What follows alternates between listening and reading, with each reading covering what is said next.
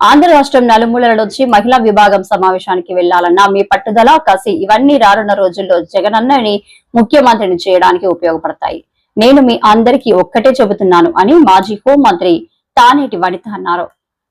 రాజశేఖర రెడ్డి గారు ముఖ్యమంత్రిగా ఉన్నప్పుడు ఏ విధంగా పేదలని, నిరుపేదలని, బడుగు బలహీన వర్గాల వారికి ఆయన అండగా ఉండి ప్రతి ఒక్క శాఖలో కూడా ఒక రిఫార్మ్స్ తీసుకొచ్చి చక్కగా మరి అందరికీ కూడా ఈ సంక్షేమ పథకాల రూపంలో ప్రతి ఒక్కటి అందించారో అదేవిధంగా నేను కూడా చెయ్యాలి అని ఒక మంచి లక్ష్యంతో, ఒక దృఢ సంకల్పంతో ఆయన ఈ 5 సంవత్సరాలు పరిపాలన చేయడం జరిగింది. అంటే పరిపాలన మీద దృష్టి పెట్టారు.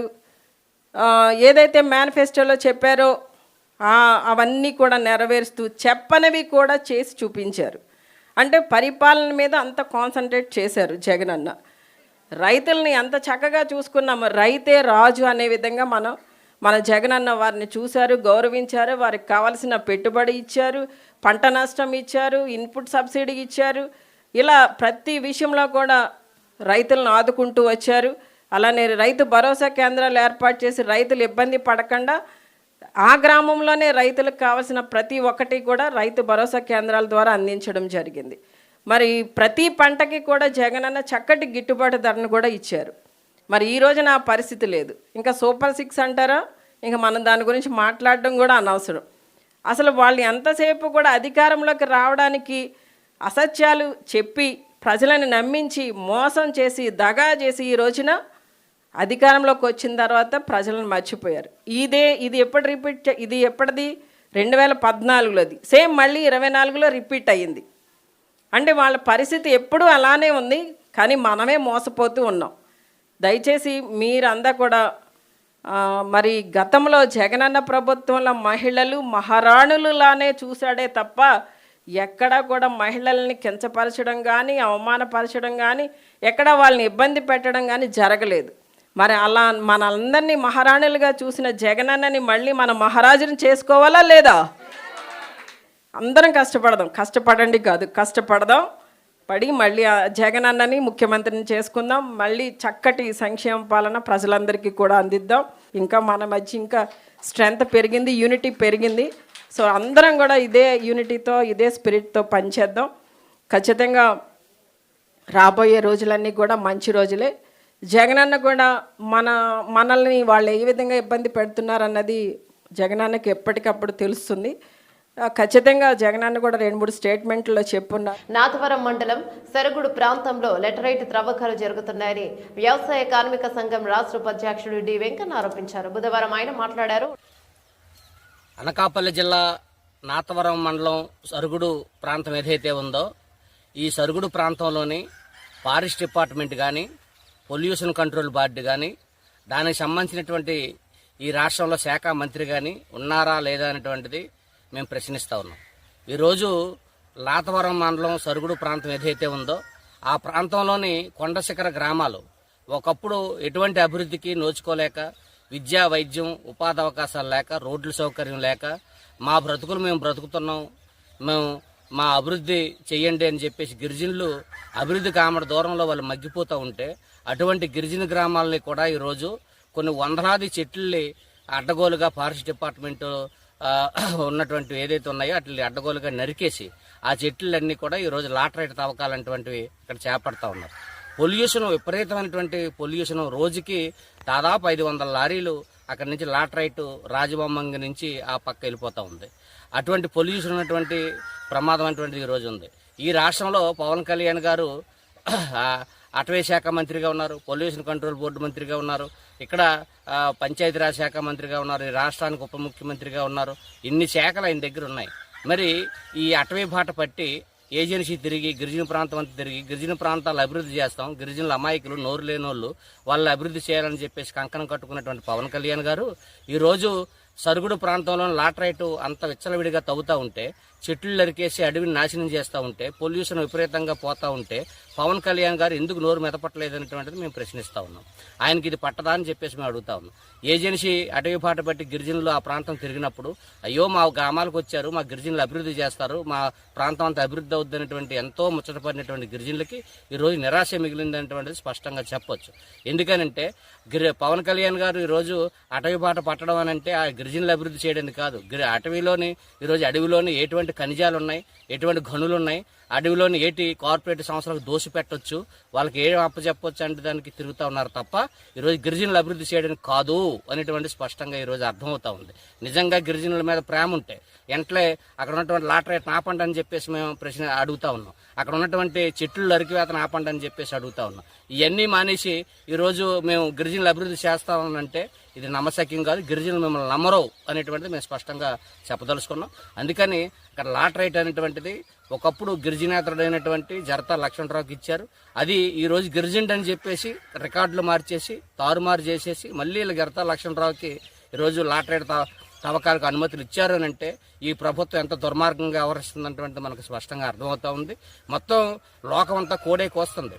ఏదైతే సరుగుడు ప్రాంతం ఉందో ఆ లాటరైట్ వెనకాతల అధికార పార్టీకి సంబంధించినటువంటి కీలకమైన వ్యక్తులు ఉన్నారు. నర్సీపట్నంలోనే వాళ్ళు ఉన్నారు.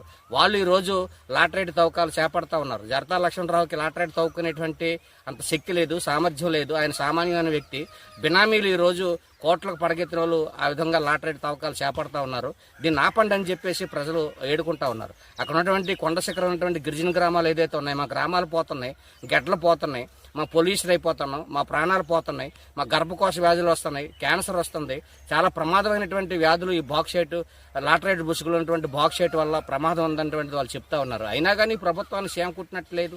అందుకని మేము చెప్పదలుచుకున్న గత ప్రభుత్వం ఇచ్చింది అనేటువంటిది ఈరోజు వీళ్ళు చెప్తా ఉన్నారు. గత ప్రభుత్వం ఇచ్చింది మీరు ఎందుకు రద్దు చేయలేదని చెప్పేసి మేము అడుగుతా ఉన్నాం. గత ప్రభుత్వం ఇచ్చినటువంటి అనేకటువంటి మీరు రద్దు చేశారు ఈ 9 నెలలు 10 నెలల కాలంలోనే. ఇప్పుడు లాటరైట్ ఎందుకు రద్దు చేయారని చెప్పేసి మేము అడుగుతా ఉన్నాం. అందుకని ఆ లాటరైట్ అనేటువంటిది కొండ శిఖరం ఉన్నటువంటి కొండ శిఖరం ఈరోజు తవ్వుతా ఉన్నారు. దీనివల్ల అక్కడ ఉన్నటువంటి తాండవ రిజర్వేర్కి అత్యంత ప్రమాదం వస్తుంది. అక్కడ ఉన్నటువంటి సరుగుడు కింద ఉన్నటువంటి అనేకమైన భూములకి గడ్డలు వాగులు మూసుకుపోయి నీళ్లు లేక వాళ్ళు తీవ్రమైనటువంటి ఇబ్బందులు పడతారు. రానున్న రోజుల్లోని పర్యావరణం అటువంటి చాలా ప్రమాదం అటువంటిది తీసుకొస్తారు. వాళ్ళు లాభాలకు అర్జించి బాక్సైట్ లాటరైట్ ముసుగులో బాక్సైట్ అటువంటిది ఈరోజు తవ్వకాలు చేపడుతుంటారు. వందలాది లారీలు ఈరోజు అక్కడి నుంచి వెళ్ళిపో. విశాఖలో దిగంబర దొంగలు హల్చల్. సీసీ కెమెరాలో రికార్డైన దృశ్యాలు. విశాఖలో దిగంబర దొంగలు హల్చల్. సీసీ కెమెరాలో రికార్డైన దృశ్యాలు.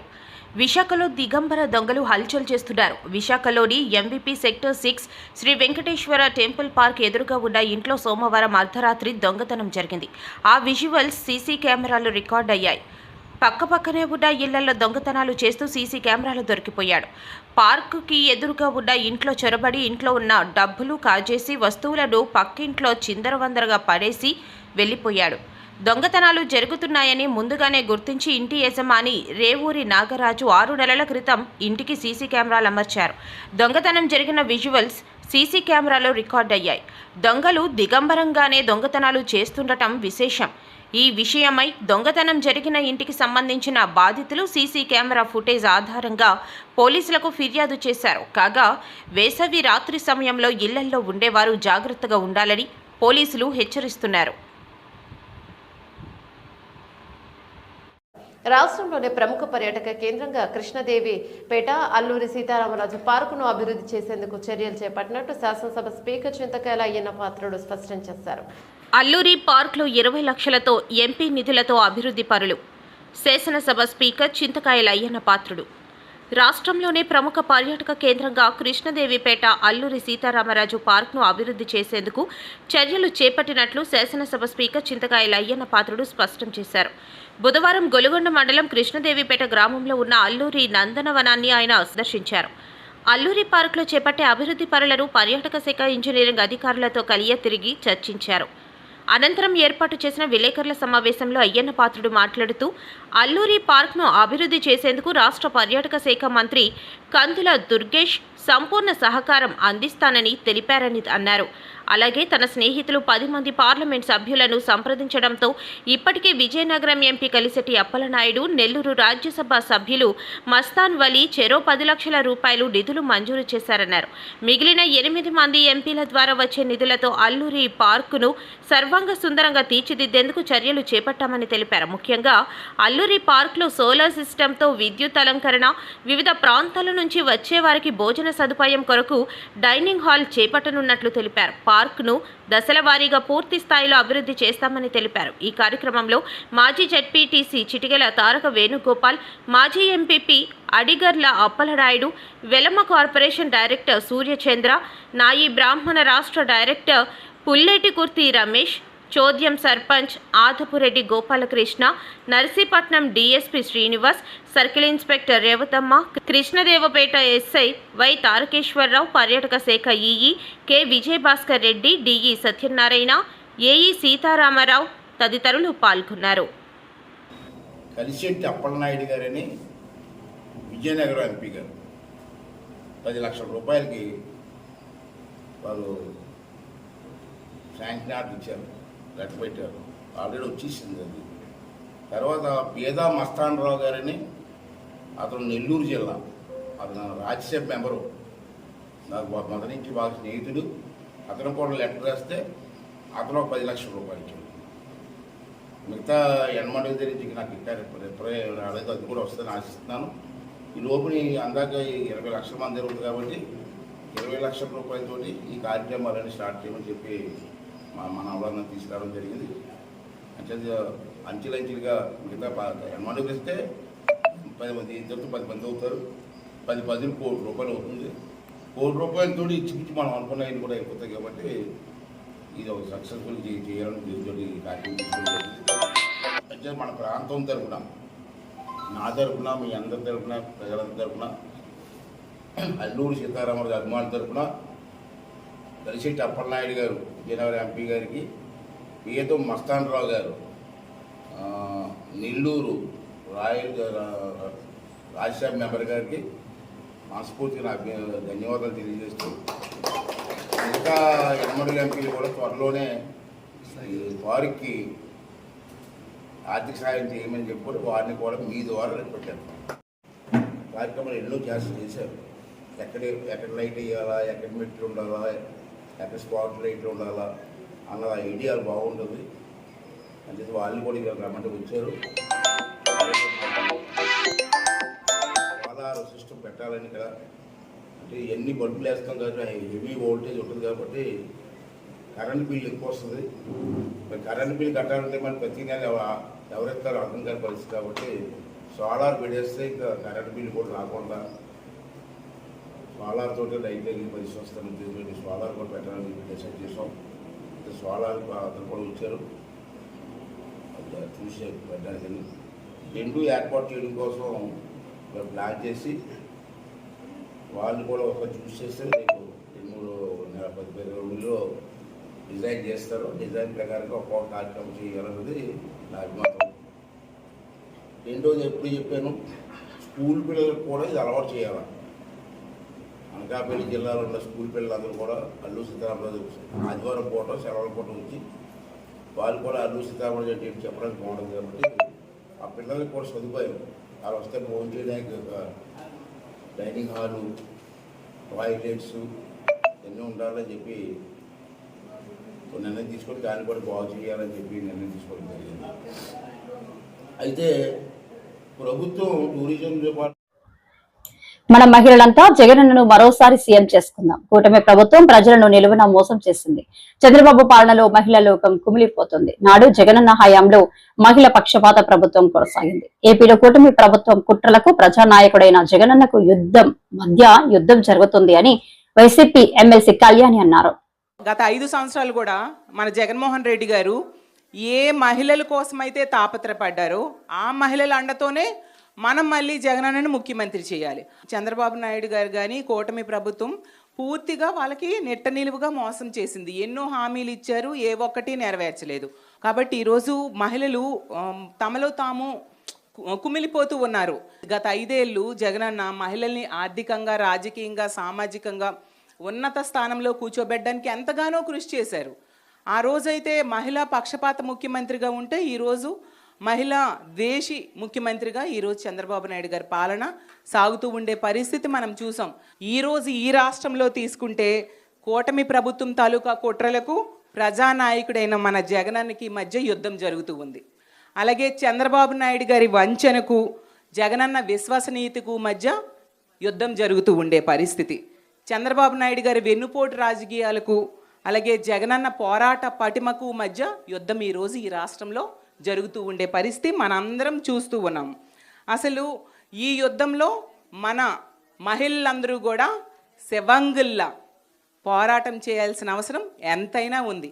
జగనన్నకి ఒక సైన్యంలా మారాల్సిన అవసరం మన అందరి మీద ఉందని తెలియజేస్తూ ఉన్నాను.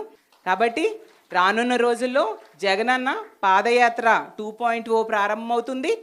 దాని ద్వారా మళ్ళీ జగనన్న ముఖ్యమంత్రి అయి జగనన్న పాలన 2.0ని మనం రానున్న రోజుల్లో చూసి తీరుతాం. ఈరోజు సంవత్సర కాలం గడిచింది. ఏ ఒక్క ఎమ్మెల్యే అయినా ప్రజల్లోకి ధైర్యంగా వెళ్ళగలుస్తున్నారా? వెళ్తే ప్రజలు చీకొడతారు. ఎందుకంటే ఇచ్చిన హామీలు ఏ ఒక్కటి నెరవేర్చిన పరిస్థితి మన అందరము చూసాం. ప్రతి దానిలో కూడా మహిళలకే అవకాశాలు ఇచ్చిన పరిస్థితి మనం చూసాం.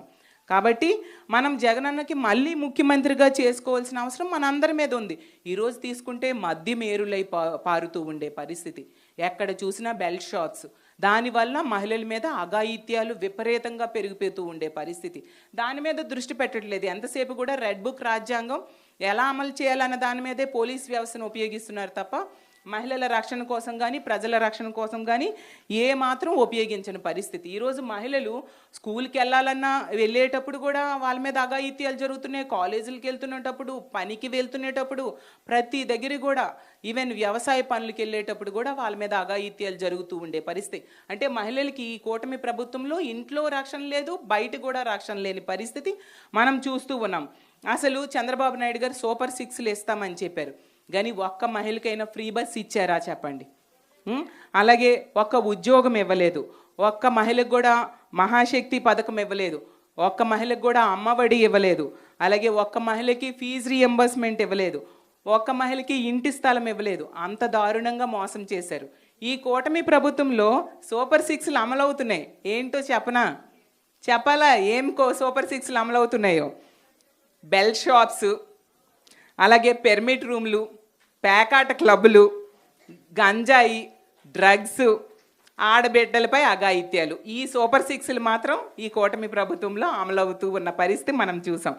అంతేకాకుండా సూపర్ 6లు ఇవ్వట్లేదు, కానీ వాళ్ళు హామీ ఇచ్చిన సూపర్ 6లు సూపర్ స్కాములు మాత్రం ఇస్తూ ఉన్నారు. ఒకవైపు తీసుకుంటే ఇసుకలో కుంభకోణం, మద్యంలో కుంభకోణం, అలాగే తీసుకుంటే మట్టిలో కుంభకోణం, కాంట్రాక్ట్ పనుల్లో కుంభకోణం, అమరావతిలో ఆ కాంట్రాక్టుల్లో కుంభకోణం, అలాగే విద్యుత్ కొనుగోలులో కుంభకోణం, అలాగే వరుస భూముల్లో కూడా కుంభకోణం. ఎక్కడ చూసినా స్కామ్లు ఈ కూటమి ప్రభుత్వంలో మనం చూస్తూ ఉన్నాం. కాబట్టి ఈ రోజు నుంచి కూడా మన మహిళలందరూ కూడా జగనన్న సైన్యంలా మారి జగనన్న కోసం, జగనన్న పార్టీ, మన పార్టీ అయిన వైఎస్ఆర్ కాంగ్రెస్ పార్టీ నిర్మాణంలో భాగస్వామ్యాలు అవ్వాలని మీ అందరినీ కోరుకుంటూ ఉన్నాను. మహిళా సమస్యలపై పోరాటాలు మనకు కొత్త కాదు. మనపై ఒక గురుతరమైన బాధ్యత ఉంది. రాష్ట్రంలో నారావారి నరకాసుల పాలన సాగుతుంది. మన వైఎస్ఆర్సీపీలోని ప్రతి మహిళ ఒక సత్యభామలా మారి నరకాసుర ప్రభుత్వాన్ని అంతమొందించేలా నడుం బిగించాలి అని మాజీ మంత్రి రోజా అన్నారు. ఈరోజు మనమందరం ఇక్కడ సమావేశమయ్యేదానికి ఒక కారణం ఉంది. మన అందరి మీద ఈరోజు ఒక గురుతరమైన బాధ్యత ఉంది. ఎందుకంటే ఈ రాష్ట్రంలో నారావారి నరకాసుర పాలన జరుగుతోంది. సో ఈరోజు వైఎస్ఆర్ కాంగ్రెస్ పార్టీలో ఉన్న ప్రతి మహిళ, ప్రతి కార్యకర్త ఒక సత్యభామలాగా ఈ నారావారి నరకాసుర ప్రభుత్వాన్ని అంతమొందించే విధంగా నడుం బిగించాలని కూడా ఈ సందర్భంగా మీ అందరినీ కోరుకుంటున్నాను. ఎందుకంటే చంద్రబాబు నాయుడు వచ్చి దాదాపుగా ఏడాది అవుతుంది. ఈ ఏడాదిలో ఆయన సాధించింది ఏందయ్యా అంటే అరాచకాలు, అఘాయిత్యాలు, అత్యాచారాలు, అవమానాలు, అక్రమ కేసులు, వేధింపులు, ఇవే సూపర్ 6. సో ఈ సూపర్ 6 ఇవ్వడానికి ఉత్సాహం చూపిస్తున్నాడు తప్ప మనం మహిళలకు ఇచ్చిన వాగ్దానాల్ని నెరవేర్చాలన్న చిత్తశుద్ధి వాళ్ళకి లేకపోవటం అనేది మనం అందరం కూడా గమనించాలి. ఎందుకంటే జగన్మోహన్ రెడ్డి గారు అధికారంలో రాకముందు మహిళలకి ఏమేం ప్రామిస్ చేశారు, అధికారంలో వచ్చిన తర్వాత అవన్నీ ఎలా ఫుల్ఫిల్ చేశారు, అవే కాకుండా చెప్పని అనేకం కూడా మన కోసం ఎలా చేశారో మళ్ళీ నేను ప్రత్యేకంగా చెప్పాల్సిన అవసరం లేదనుకుంటున్నా. ప్రతి కుటుంబంలో ఎంతమంది ఏ స్కీమ్కి అర్హులో కులం, మతం, పార్టీ చూడకుండా అందరికీ అన్నీ అందించారు కాబట్టే ఈరోజు మనం ధైర్యంగా గ్రామాల్లోకి వెళ్ళగలుగుతున్నాం. ఎక్కడ మనం కనిపించినా అయ్యో మేము తప్పు చేశామని కొంతమంది, అయ్యో మేము అన్నకు ఓటేసాం ఎక్కడికి పోయిందని కొంతమంది, ప్రతి ఒక్క మహిళ వైఎస్ఆర్ కాంగ్రెస్ పార్టీ వాళ్ళు, వైఎస్ఆర్ కాంగ్రెస్ పార్టీ సింపథైజర్స్ ఓపెన్గా బాధపడుతుంటే తెలుగుదేశం జనసేన వాళ్ళు లోపల ఏడుస్తున్నారు. ఎందుకంటే ఈ కూటమి ప్రభుత్వం వైఎస్ఆర్సీపీ మహిళలనే కాదు, వాళ్ళ తెలుగుదేశం జనసేన మహిళల్ని కూడా మోసం చేసింది. వాళ్ళకు కూడా అమ్మఒడి లేదు, వాళ్ళకు కూడా చేయూత లేదు, వాళ్ళకు కూడా ఆరోగ్యశ్రీ లేదు, వాళ్ళకు కూడా ఏ ఒక్క సంక్షేమ పథకం సూపర్ 6 లేదు. అంటే మననే కాదు వాళ్ళని కూడా మోసం చేశారు. మనం బయట చెప్పుకోగలుగుతున్నాం, వాళ్ళు చెప్పుకోలేక కుమిలిపోతున్నారు అన్నది నిజమని కూడా ఈ సందర్భంగా తెలియజేసుకుంటున్నాం. ఉగ్రవాదులకి మనకి మధ్యన జరిగిన యుద్ధంలో ముందుండి నడిపించింది ఎవరు? మహిళలు. సో మహిళలుగా మనం గర్వపడాలి. చంద్రబాబు నాయుడు కూటమి ప్రభుత్వం అధికారంలోకి వచ్చిన తర్వాత మహిళల మీద, చిన్నపిల్లల మీద అఘాయిత్యాలు, అత్యాచారాలు ఎంతగా పెరిగిపోతున్నాయో అసెంబ్లీ సాక్షిగా వాళ్ళు ఇచ్చిన లెక్కలు చూస్తేనే మీకు అర్థమవుతుంది. అంటే ఈరోజు ఒకవైపు ఉన్మాదుల్ని తయారు చేస్తూ ఎలా సోషల్ మీడియాలో మహిళల్ని టార్గెట్ చేయటం, ఎవరు వైఎస్ఆర్సీపీకి స్ట్రాంగ్గా నిలబడి మాట్లాడుతున్నారు లేదా ఎవరు సమస్యల మీద పోరాడుతున్నారో వాళ్ళని ఐడెంటిఫై చేసి, ఆర్గనైజ్డ్ క్రైమ్ అంటారు దాన్ని. జగనన్న ఒక్కటే చెప్పాడు, మనం తప్పు చేసి జైలుకి వెళ్తే అవమానంగా భావించాలి కానీ తప్పుడు కేసు వల్ల లోపలికి వెళితే బాధపడాల్సిన అవసరం లేదు. ప్రజల్లో మీరు ఒక హీరో అవుతారు. ప్రజల కోసం మీరు వెళ్తున్నారు కాబట్టి ఆ ప్రజల ఆశీర్వాదం మీకుంటుంది, మీకు ఎటువంటి ముప్పు జరగదు. అందుకు పార్టీ నేను సిద్ధంగా ఉన్నాను మిమ్మల్ని కాపాడుకోవటానికి అని అన్న మాకు ధైర్యం చెప్పారు.